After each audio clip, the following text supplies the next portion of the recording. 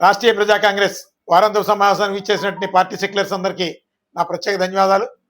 ఈరోజు రాష్ట్ర ప్రభుత్వం గోదావరి రాజమండ్రి పుష్కరాలని ఎంతో ప్రతిష్టాత్మకంగా సుమారు 3,000 కోట్ల రూపాయల బడ్జెట్తో నిర్వహిద్దామని ఒక ప్రణాళికలు సిద్ధం చేస్తుంది. దాని మీద సమీక్షా సమావేశాలు నిర్వహిస్తుంది. మేము రాష్ట్ర ప్రభుత్వానికి రాష్ట్రీయ ప్రజా కాంగ్రెస్ పార్టీ కొన్ని సూచనలు చేస్తూ గత అనేక సందర్భాల్లో అనేక విజ్ఞాపన పత్రాలు పెట్టాం. దాని మీద సరిగా స్పందించకపోగా సరైనటువంటి రిప్లై కూడా లేదు. కానీ ఈ మధ్య ఒక 10 days బ్యాక్ ఒక లేఖ కొన్ని వినతల్ని పొందుపరుస్తూ ఒక లేఖని రాయడం జరిగింది. ఆ లేఖలో మొదటి సారాంశం ఏంటంటే, త్రయంబకంలో మొదలైనటువంటి గోదావరి అంతర్వేది దగ్గర ముగుస్తుంది. అందుకనే ఈ గోదావరి జలాలు పవిత్ర పుష్కర స్నానాలు కోనసీమ ప్రజలు కూడా ఆచరించే పుణ్యాన్ని కల్పించాలని రాష్ట్ర ప్రభుత్వానికి రాష్ట్రీయ ప్రజా కాంగ్రెస్ పార్టీ విజ్ఞప్తి చేస్తుంది. కోనసీమ జిల్లా, తూర్పుగోదావరి జిల్లా సంయుక్తంగా ఈ గోదావరి పుష్కరాల కార్యక్రమాన్ని దిగ్విజయంగా నిర్వహించాలి. ఎందుకంటే కోట్లలో భక్తులు వస్తారని ప్రభుత్వం అంచనాలు ఉన్నాయి. దీన్ని ఈ 3,000 కోట్ల రూపాయలు రాజమండ్రిలో ఉన్నటువంటి రేవుల చుట్టూ తిప్పేసి మమా అనిపించేసి డబ్బుని దుర్వినియోగం చేయడం అనేది మంచి పరిణామాలు కావు. లాస్ట్ టైం పుష్కరాల్లో కూడా అలాగే జరిగింది. అదే ఇంకొక మరో విషయం ఏంటంటే, ఈ రాజమండ్రిలో గోదావరి జలాలని పూర్తిగా పొల్యూట్ చేస్తున్నటువంటిది, ఈ వాయు కాలుష్యాన్ని ద్వారా ప్రజల ఆరోగ్యాలని పాడు చేస్తున్నటువంటిది పేపర్ మిల్లు, మా ఏపీ పేపర్ మిల్లు. దాన్ని 3 నెలల ముందుగా, పుష్కరాలకు 3 నెలల ముందు ఖచ్చితంగా నిలిపివేయాలని చెప్పి రాష్ట్ర ప్రభుత్వం కఠినమైనటువంటి ఆదేశాలు జారీ చేయాలని రాష్ట్రీయ ప్రజా కాంగ్రెస్ పార్టీ నుంచి 2వ అంశంగా చెప్పాం. ఆ పుష్కరాల అనంతరం తెరుచుకోమనండి. అదేవిధంగా రాజమండ్రికి సుమారు 2,000 సంవత్సరాల పైబడినటువంటి చరిత్ర ఉంది.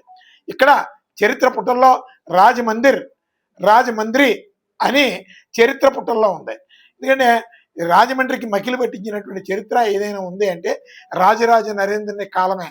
రాజరాజ నరేంద్రుని కాలంలో అసాంఘిక చరిత్రని ఈ రాజమండ్రిలో కొంతమంది సమాచారం సేకరించడం విఫలమై 2015 పుష్కరాల సందర్భంగా ఆర్ట్స్ కాలేజీ వేదికగా రాజమహేంద్రవరం సరైనటువంటి సమాచారం లేకుండా రాజమండ్రికి వరం అని ప్రకటించేటటువంటి అర్హత ఏ ప్రభుత్వానికి లేదు. ఇది ఒక చారిత్రక నేల, సాహితీ నేల. ఇంత గొప్ప చరిత్ర కలిగినటువంటి ఈ రాజమండ్రిలో ఎంతో వీరులు నడిచినటువంటి ఈ గడ్డనే ఈరోజు వరం అనే ఒక వర్డ్ తగిలించి ఇక్కడ మమ్మల్ని సూదులు గుచ్చినట్టు ఉంది గోదావరి ప్రాంత వాసులందరికీ కూడా. కానీ ఈ చరిత్ర పటంలో ఉన్నటువంటి రాజమండ్రి అనే రెండిట్లో ఏదో ఒకటి ఈ పుష్కరాలు వేదికగా అదే ఆర్ట్స్ కాలేజీలో ఖచ్చితంగా ప్రకటన చేయాలని చెప్పి రాష్ట్రీయ ప్రజా కాంగ్రెస్ పార్టీ నుంచి చంద్రబాబు నాయుడు గారికి ఒక విజ్ఞాపన చేశాం. ఫైనల్గా ఏంటంటే భారీ బడ్జెట్, ఎందుకంటే గత పుష్కరాల్లో కూడా డబ్బులు చాలా వరకు దుర్వినియోగం అయినాయి. పరమైనటువంటి ఇబ్బందులు, కొన్ని ప్రణాళికాబద్ధమైనటువంటి అవకతవకల మూలంగా అనేక అపశృతులు జరిగినాయి. అందుకని కొన్ని సూచనలు చేస్తూ ఈ సీసీ ఫుటేజీలు సిస్టము ఏ విధంగా ఉండాలి. అలాగే మరొక ప్రధానమైనటువంటి విషయం ఏంటంటే, చంద్రబాబు నాయుడు గారి ముందు అఖిలపక్ష సమావేశాన్ని ఆయన సారథ్యంలో నిర్వహించాలని చెప్పి ప్రధానంగా రాష్ట్రీయ ప్రజా కాంగ్రెస్ పార్టీని తెలియజేశాం. ఎందుకంటే అంత భారీ బడ్జెట్, ఆ డబ్బు ఎందుకు, ప్రజాధనం, ఇది ప్రతి వాళ్ళకి రెస్పాన్సిబిలిటీ ఉండాలి. ఇవన్నీ మీరు మీ ఒంటెత్తి పోకడగా చేయకుండా అందరినీ భాగస్వాములు చేయాలని చెప్పి రాష్ట్ర ప్రభుత్వానికి రాష్ట్రీయ ప్రజా కాంగ్రెస్ పార్టీ కొన్ని విజ్ఞాపనలతో ఒక లేఖ రాయడం జరిగింది. అలాగే ఇంటెలిజెన్సీ విధి విధానాలు, సెక్యూరిటీ మెజర్స్, ఇలాంటివన్నీ వాటి మీద మేము కొన్ని సజెస్ట్ చేసాం. దీని మీద ప్రభుత్వం యుద్ధ ప్రాతిపదిక మీద స్పందించి మాకు తెలియపరచాలని రాష్ట్రీయ ప్రజా కాంగ్రెస్ పార్టీ నుంచి ఆ లేఖలో కూడా తెలియజేశాం. అదేవిధంగా ప్రభుత్వం సరిగా స్పందించకపోతే ఖచ్చితంగా దీని మీద న్యాయపరమైనటువంటి మార్గాలు కూడా మేము ఆలోచన చేస్తాం.